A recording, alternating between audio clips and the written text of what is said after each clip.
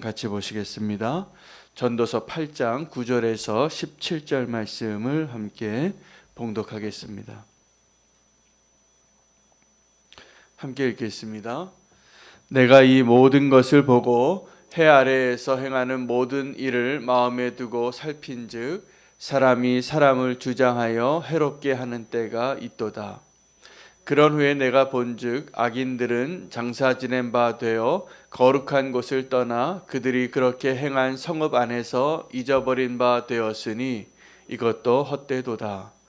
악한 일에 관한 징벌이 속히 실행되지 아니하므로 인생들이 악을 행하는 데에 마음이 담대하도다. 죄인은 100번이나 악을 행하고도 장수하거니와 또한 내가 아노니 하나님을 경외하여 그를 경외하는 자들은 잘 될 것이며 악인은 잘 되지 못하며 장수하지 못하고 그 날이 그림자와 같으리니 이는 하나님을 경외하지 아니함이니라. 세상에서 행해지는 헛된 일이 있나니 곧 악인들의 행위에 따라 벌을 받는 의인들도 있고 의인들의 행위에 따라 상을 받는 악인들도 있다는 것이라. 내가 이르노니 이것도 헛되도다. 이에 내가 희락을 찬양하노니 이는 사람이 먹고 마시고 즐거워하는 것보다 더 나은 것이 해 아래에는 없음이라. 하나님이 사람을 해 아래에서 살게 하신 날 동안 수고하는 일 중에 그러한 일이 그와 함께 있을 것이니라. 내가 마음을 다하여 지혜를 알고자 하며 세상에서 행해지는 일을 보았는데 밤낮으로 자지 못하는 자도 있도다. 또 내가 하나님의 모든 행사를 살펴보니 해 아래에서 행해지는 일을 사람이 능히 알아낼 수 없도다. 사람이 아무리 애써 알아보려고 할지라도 능히 알지 못하나니 비록 지혜자가 아노라 할지라도 능히 알아내지 못하리로다. 아멘. 하나님의 말씀입니다. 하나님께서 우리는 교회에 이번 주간에도 특별한 은혜를 주셔서 평신도 새벽 주간에 제가 특별히 제일 많이 은혜를 받고 있습니다. 오늘도 하나님께서 구별하여서 세워주신 말씀의 사역자로 우리 나일주 권사님을 하나님이 준비시켜 주셨는데 권사님 통하여 말씀하실 주님을 기대합니다. 우리 권사님 나오실 때 큰 박수로 환영하겠습니다.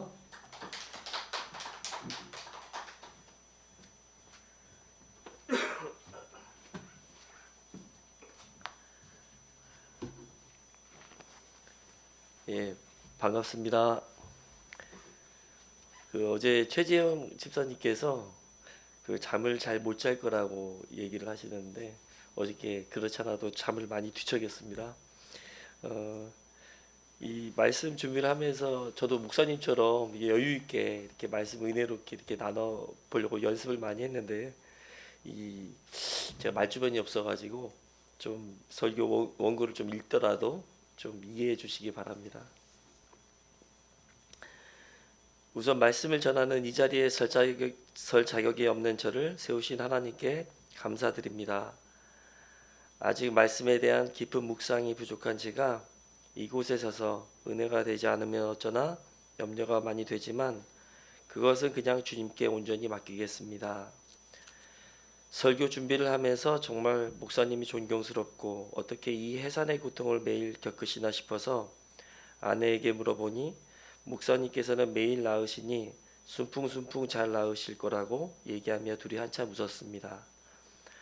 말씀을 준비해 보니 말씀을 듣는 마음가짐이 바뀌는 것 같습니다. 그리고 모두 다 한 번씩 이 자리에서 보게 하시는 목사님의 의도를 알 것 같습니다.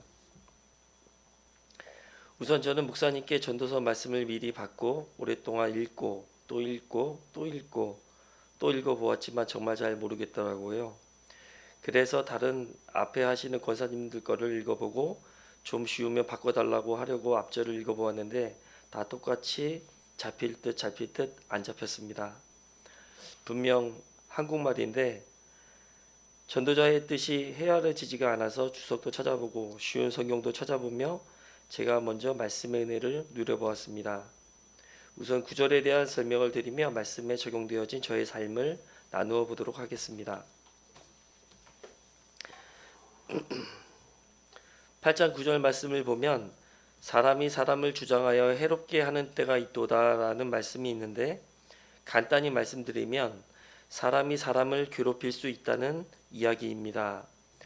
타인을 조종하려고 하다가 스스로 화를 자초하는 때가 있다는 이야기입니다. 그럴 때 당하는 사람 입장에서는 하나님께서 정말 살아계신가라는 질문을 갖게 될 수 있습니다. 제가 사업을 시작할 당시 공장이 없어서 생산 공장을 찾아 제품을 의뢰하여 제작할 때가 있었습니다. 이미 값은 다 지불하였고 생산 공장으로 물건을 찾으러 갔는데 제가 얘기한 것과는 다른 물건이 생산되어 있어 너무 당황스러웠습니다. 그런데 공장 사장님은 본인의 실수는 전혀 인정하지 않으시고 적반하장으로 가져가려면 가져가고 안 가져가려면 말라는 얘기였습니다. 제가 날짜를 더 미루어 기다릴 수 없는 상황이라는 것을 이용하시고 배짱을 튕기셨던 것입니다. 그 당시 가진 돈이 그게 다였기 때문에 정말 피눈물을 흘리는 심정으로 물건을 찾아왔던 적이 있었습니다. 그 당시 저는 하나님도 멀게만 느껴졌고 소위 갑질하며 약자를 조종하는 자들에 대한 원망만이 가득했던 것 같습니다. 그래서 그때 이후로 사업을 시작하려는 젊은 분들을 보면 그때 생각이 나서 도와주고 싶고 제가 흘렸던 피눈물을 그분들은 흘리지 않았으면 하는 바람을 갖고 있습니다. 이건 말씀과는 상관없지만 결과가 궁금하실 것 같아서 말씀드리면, 다행히 하나님께서는 저의 안타까운 상황을 반전시키시어 잘못된 물건들이 어이없이 다 판매되어 자금을 회수할 수 있었습니다. 저는 사실 사업을 해오며 이와 비슷한 드라마틱한 반전 드라마를 하나님께서 너무 많이 연출해 주셔서 이제는 저런 상황이 되어도 주님이 한 번 또 드라마 찍으시겠구나 하고 기도하며 기다리는 여유를 갖게 되었습니다. 8장 10절 말씀을 보면 성읍에서 악한 일을 일삼던 사람들도 땅에 묻힐 때 사람들은 그를 칭송하기도 하고 하나라도 잘했던 일을 칭찬한다는 것입니다. 그리고 그런 얘기를 듣다 보면 악인과 의인에 대한 평의 차이가 무식함으로 허무하고 헛되다는 이야기입니다. 또 8장 11절 말씀을 보면 저희가 죄를 지으면서도 두려워하지 않을 때가 있는데 악한 일을 해도 하나님께서 당장 처벌하지 않으시기에 죄 지는 데에 마음이 담대하고 주저하지 않는다는 것입니다. 특히 11절에 속히라는 단어가 있는데 이 단어가 많이 묵상이 되었습니다. 징벌이 속히 실행되지 아니하므로 담대하게 죄를 범하는 저의 모습을 많이 되돌아보게 되었습니다. 이미 관습적으로 이루어지는 일들 중에 합리적이라는 단어로 포장되어서 죄가 아닌 것처럼 행해지는 일들이 참 많았던 것 같습니다. 저는 젊었을 때 회사에서 무역 업무를 담당한 적이 있습니다. 그때 배운 무역 실무 중 무역 노하우라고 생각했던 것들을 제가 사업을 하면서 이 지식을 써보려고 한 적이 있습니다. 어느 정도는 관례적으로 용인되어질 수 있는 일이라고 여겼는데 이것은 탈세의 한 방법이었습니다. 고민을 많이 하다가 정직하게 해야 회사에 뒤탈이 없을 거라는 생각을 해서 그냥 원칙대로 하기로 결정을 했습니다. 결론은 옳은 길을 선택했지만 선택하게 된 동기가 하나님을 경외하는 마음보다는 나중에 이런저런 복잡한 상황이 되는 것이 싫어서였다는 것이어서 회개가 되었습니다. 다시 본문으로 돌아가 보면 12절에 죄인들이 100번이나 악을 행하고도 장수할 수 있다고 나옵니다. 그러나 하나님을 경외하고 하나님 앞에서 그분을 섬기는 자들이 잘 된다는 반전이 나옵니다.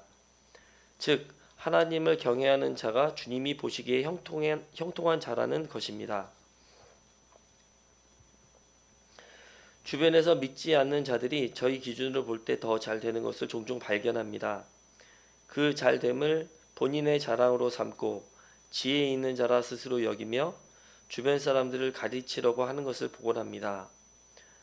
부끄러운 건 그들 앞에서 의기소침해하고 그들을 많이 부러워했던 적이 있다는 것입니다. 사업을 하다 보니 사장님들 모임에 간 적이 있었습니다.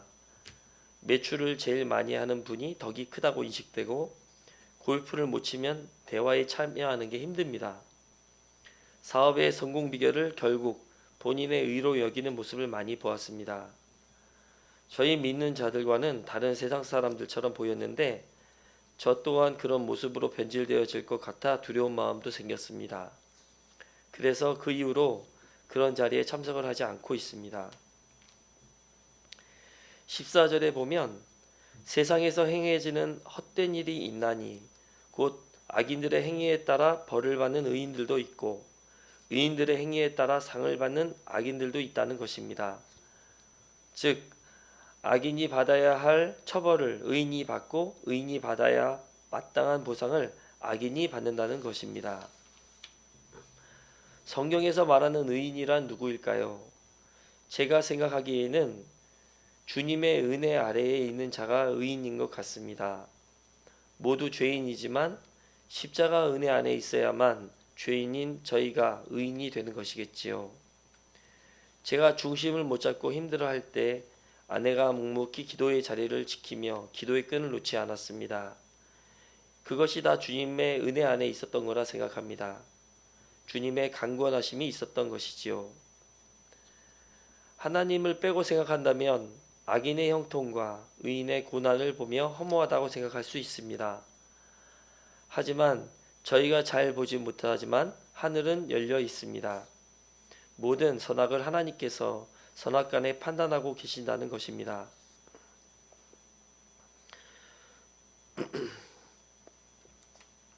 원수는 저희를 닭처럼 땅만 보고 부러워하고 억울해하며 살도록 속이지만 하나님은 상황과 환경을 몰아가시면서까지 저희가 하늘을 보고 날아오르도록 하십니다. 그래서 닭으로 알고 살 때는 모르다가 독수리가 되어 날아오르면 열린 하늘 위에 하나님을 보게 하시는 것 같습니다. 15절을 보면 내가 희락을 찬양하노니 이는 사람이 먹고 마시고 즐거워하는 것보다 더 나은 것이 해 아래에는 없다고 말씀하십니다. 여기서 말하는 먹고 마시는 희락은 쾌락이 아니라 일상에서 최선을 다해 수고하고 즐거워하는 것을 말합니다. 즉 하나님께서 주신 현재에 만족하고 감사하는 삶이 형통한 삶이라는 것입니다. 여기서 말하는 희락이란 그 기쁨이라고 표현해도 같은 의미인 것 같습니다. 제가 살면서 가장 기뻤던 순간은 사랑하는 여자를 만나 결혼을 했을 때, 첫째 딸 예진이를 낳았을 때, 그리고 부모님과 같이 살며 방 한 칸에 살다가 독립해 내 공간을 가졌을 때 등등 여러 있었습니다. 그러나 그런 기쁨이 오래 지속되지는 못하였던 것 같습니다. 그러면 성경에서 말하는 기쁨이라는 것은 무엇일까요? 요한복음 16장 22절을 보면 지금은 너희가 근심하나 내가 다시 너희를 보리니 너희 마음이 기쁠 것이요 너희 기쁨을 빼앗을 자가 없으리라. 즉 여자가 해산하는 날이 가까워지면 근심하나 아기를 낳으면 사람 난 기쁨으로 기뻐하듯이 성령이 오시면 기쁠 것이요 그 기쁨을 빼앗을 자가 없다고 하였습니다. 그러므로 누가 봐도 정말 기쁨을 누릴 수 없는 상황, 온몸이 화상이 있더라도 자녀가 낫기 어려운 병에 걸리더라도 혹은 내 자신이 중한 병에 걸렸을 때라도 그 안에 성령님이 계시기에 기뻐할 수 있고 그 기쁨은 빼앗을 자가 없다는 것입니다. 감히 이제는 말할 수 있습니다. 주님께서 비록 그리 아니하실지라도 그것이 선한 길로 인도하는 길임을 신뢰하기에 눈에 보이는 형통함만 쫓지는 않겠다고 말할 수 있을 것 같습니다.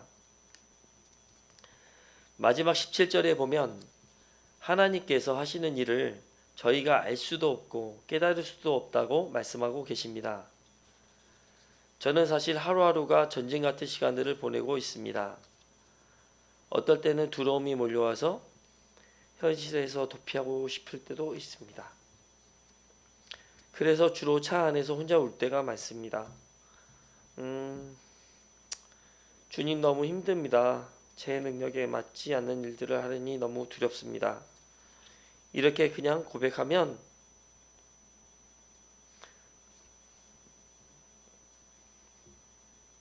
저는 주님의 음성을 잘못 들어서 그런지 그림으로 보여주십니다. 그 그림은 사실 제가 생각할 수 없는 그림입니다. 그림을 보며 하나님은 저를 볼 때 지금의 나의 모습이 아닌 하나님께서 만들어 가실 저를 보시는 것 같다는 생각도 해보았습니다. 저뿐만 아니라 성도분들 모두 하나님은 한 분 한 분의 인생의 고유한 그림을 갖고 계실 것을 믿습니다. 하나님을 의지하고 신뢰하며 나아간다면 주님께서 그 그림을 완성시켜 주실 거라 믿습니다. 요즘 온통 사람들 대화 내용이 집값이 너무 떨어졌다, 물가가 너무 올랐다, 금리가 너무 인상됐다, IMF 때보다도 더한 불황기가 오고 있다는 부정적인 걱정이 앞서는 시대에 살고 있습니다. 물론 미래를 예측할 수는 없지만 저희에게 허락하신 오늘을 감사하며 신실하신 주님을 바라볼 때 하나님께서는 하나님의 일을 하실 것을 믿습니다. 지금까지 부족한 말씀을 들어주셔서 감사합니다. 잠시 기도하겠습니다. 하나님 감사합니다. 하나님을 경외하는 것이 형통한 삶임을 전도자를 통하여 말씀을 주셔서 감사합니다. 오늘을 주님 주신 은혜로 감사하며 자족하는 희락을 누리게 하여 주시옵소서. 주님과 동행하는 기쁨이 최고의 기쁨을 잊지 않게 하여 주시옵소서. 감사하며 이 모든 말씀 예수님의 이름으로 기도합니다. 아멘.